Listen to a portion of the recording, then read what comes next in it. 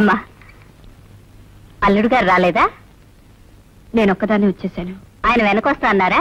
ఇక మీదట ఎవరు వెనక ఎవరు రారు. ఎవరు వెనక ఎవరు రారా? ఏమిటమ్మా నువ్వు మాట్లాడేది? నేను ఇల్లు విడిచిపెట్టి వచ్చేసాను. ఇల్లు విడిచిపెట్టి వచ్చేసావా? ఎందుకని? హలో, ఎక్కడికి? సరళ లేదా అండి? లేదు. లేదా? ఎక్కడికి వెళ్ళింది? పుట్టింటికి. ఓ, ఊరికెళ్ళిందా? చెప్పనే లేదే. చెప్తే నువ్వు కూడా వెళ్ళేవాడివా? అరా, ఏమిటి మీరు మాట్లాడేది? నేను మాట్లాడేదేమిటో తెలియనంతటి అమాయకుడివి. అంత అమాయకుడివి ఇంత చేశావు. ఏం చేశాను? ఏం చేశావా? ఇంటిదురుగా దుకాణం పెట్టావు, ఇంట్లో కుంపిడి పెట్టావు. నేనా? నువ్వే.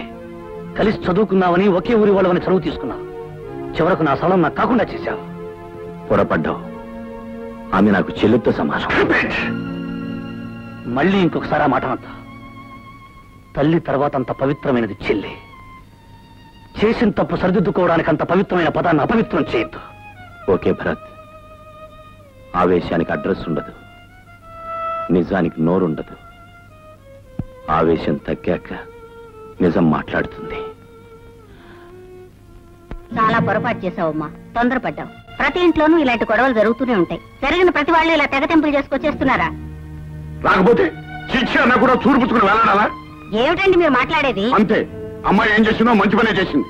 లేకపోతే వాడు నా బిడ్డని అనుమానిస్తాడా? ఇదిగో, అనుమానం అంటూ వచ్చాక మీ బిడ్డ నా బిడ్డ అని ఎవరు ఆలోచించరు. చిచ్చి, పిచ్చి పిచ్చిగా వాడు వెనకేస్తున్నాకు. వాడు ఎంత నీచుడు కాకపోతే ఊరు వెళ్తా అని చెప్పి ఇంట్లోనే ఉండి ఇంట్లోకి ఎవరు వస్తున్నారు, ఎందుకు వస్తున్నారని చూస్తాడా? ఇంత జరిగిన తర్వాత కూడా వాటితో కాపురం చేయాలి. అది కాదండి. ఈ అవమానం దానికి కదే, మనకే, మన వంశానికి, మన కుటుంబానికే. ఏనాడైతే వాడు తప్పు తెలుసుకుని నా ఇంటికి వస్తాడో అప్పుడే నా బిడ్డను పంపిస్తాను. అంతవరకు అది ఇక్కడే ఉంటుంది. నువ్వు నోరెత్తు.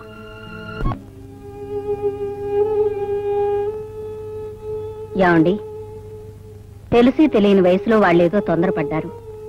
పెద్దవాళ్ళమైన మనం ఆ కాపురం నిలబెట్టాలి గాని కాపురాన్ని విడతీయకూడదు. మీరేమో అమ్మాయిని ఇక్కడే ఉంచుతానంటున్నారు. అదేదో ఆవేశంలో వచ్చింది. ఆవేశం ఎన్నాళ్ళుంటుంది? 4 రోజులు పోయిన తర్వాత అయినా తెలుసో తెలియకో నేను వస్తే అమ్మా నాన్న అయినా నా కాపురం నిలబెట్టకపోయారని బాధపడుతుంది. దాన్ని చూసి మనం బాధపడాలి. నా మాట విని అల్లుడు గారి దగ్గరికి వెళ్ళి అసలు జరిగిందేమిటి, మంచి చెడు తెలుసుకురండి. నేను వెళ్ళను. మీరు వెళ్ళకపోతే నేను వెళ్తాను. నాకు తప్పుతుందా? నిజంగానే వెళ్తావా? అక్కర్లేదు, నేనే వెళ్తాను.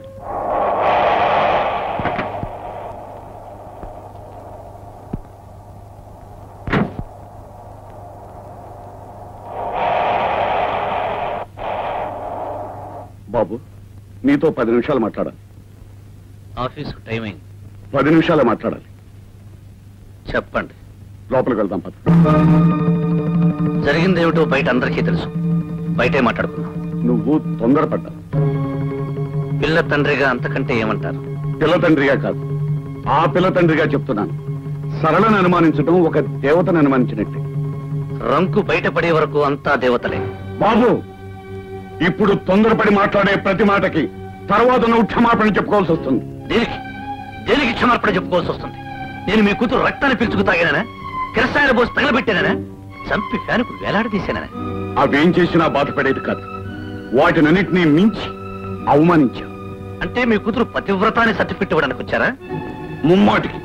అది నా బిడ్డ, నా రక్తం, నా వంశం. వంశాలు వీధుల్లోనే వేలాడుతుంటాయి సత్యమూర్తి గారు, కానీ వాటి తాలూకా అంశాలు సంతుల్లో తిరుగుతుంటాయి. బాబు, నాకు తెలిసిన నిజాన్ని మీరు కాదు కదా, ఆ భగవంతుడు దిగి వచ్చి చెప్పినా నేను నమ్మను. మీ కూతురు చెడిపోయింది. అంతకు మించి చెప్పాలంటే కులట. మీకు చెయ్యెత్తడం వరకే శక్తి ఉంది. ఆ తర్వాత పని చేయడానికి కూడా నాకు శక్తి ఉంది. కానీ నేను చెయ్యను. నా అసఖ్యం మీ కూతురి మీద కానీ మీ మీద కాదు.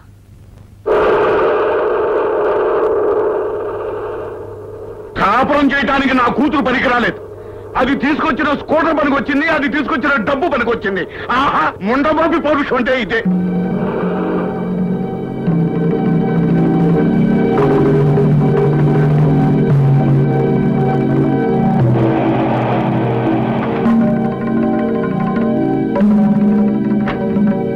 ఏమండి, అల్లుడు గారు ఏమన్నారు? చిచి, ఈ ఇంట్లో అతను పేరెత్తడానికి వీలేదు, అతను ఊసెత్తడానికి వీలేదు. ఎవరైనా సరే అతను పేరెత్తారంటే నేను సహించేది లేదు.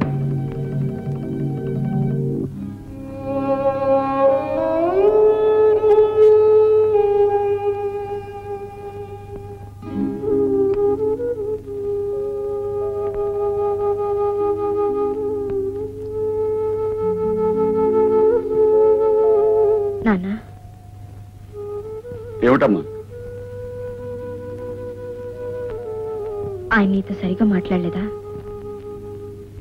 సరిగ్గా మాట్లాడితే వ్యవహారాలన్నీ సరిగ్గానే జరుగుండే. అసలు ఆయన ఎలా ఉన్నారు?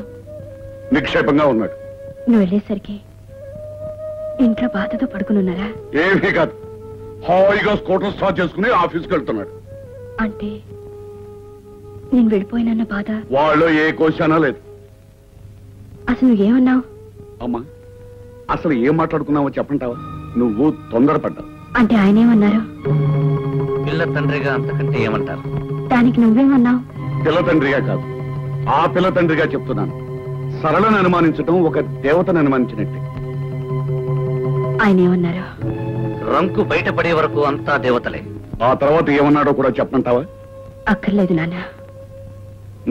పిచ్చి తల్లి, అతని కోసం నువ్వు ఇక్కడ కుమిలిపోతున్నావు. నీ కోసం అతను కూడా అక్కడ కుమిలిపోతూ ఉంటాడని నీ అభిప్రాయం. అలా ఉంటే నేను మాత్రం అతను ఎందుకు వదిలిపెట్టొస్తానమ్మా? మొన్నటి వరకు అతను ఒక మనిషి అని పొరపాటు పడ్డాను. ఇప్పుడు పశువు అని రుజువైంది.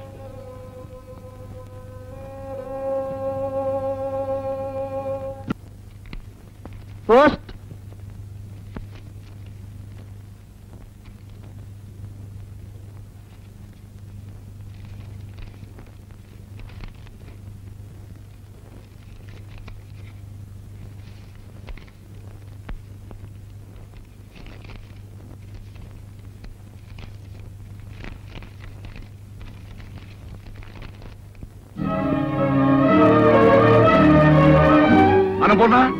అనుపూర్ణ, ఏమిటండి? చూడవే, మీ అల్లుడు శ్రీరామచంద్రుడు, మీరే తొందరపాటి మనిషి అన్నావుగా. ఎవరే తొందరపాటి మనిషి? ఇది చూడవే తెలుస్తుంది. నేను ఇచ్చిన కట్నం వడ్డీ పైసలతో సహా డ్రాఫ్ట్ పంపించాడు. ఇందులో కొన్ని కాగితాలు పంపించాడు. వాటి మీద సంతకాలు పెట్టాలట, విడాకులు ఇవ్వాలట. ఏం చేయమంటావే? ఏం చేయమంటావో చెప్పు. వాడి దగ్గరికి వెళ్ళి నేను తప్పు చేశాను, నా కూతురు తప్పు చేసిందని వాడి కాళ్ళ మీద పడి ప్రాధాయపడి నా కూతురు నేర్కోమని అడగనా, లేకపోతే విడాకులు ఇవ్వనా? చెప్పవే, ఏం చేయమంటావో చెప్పు. మూర్తి, ఏమిట్రా సీరియస్ గా ఉన్నావు? ఏమి లేదులేరా. అది సరే గాని మీ అమ్మాయికి పెళ్లి చేసేవట నన్ను పిలవలేదే? నిన్ను పిలిచేంత గొప్ప సంబంధం ఏం కాదు, వాడంత గొప్ప కూరడేం కాదు. అయితే మాత్రం పెళ్లికి నేను రావట్లేదట్రా? ఏదో అయిపోయిందిలేరా, విడాకుల వరకు వచ్చింది. విడాకులా? ఏం జరిగింది?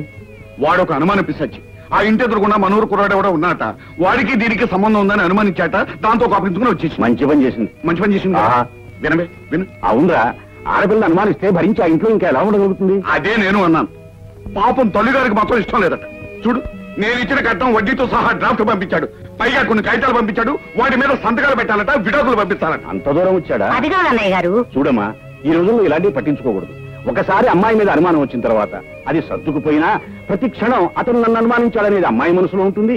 అది తప్పు చేసే ఉంటుందనే అనుమానం అతని మనసులో ఉంటుంది. దాంతో కాపురం సవ్యంగా సాగదు. అయ్యో, మొగుడు చేసిన పెళ్ళే అనుకోవడానికి ఇవేం పూర్వపు రోజులు కావు, పూర్వపు పద్ధతులు కావు.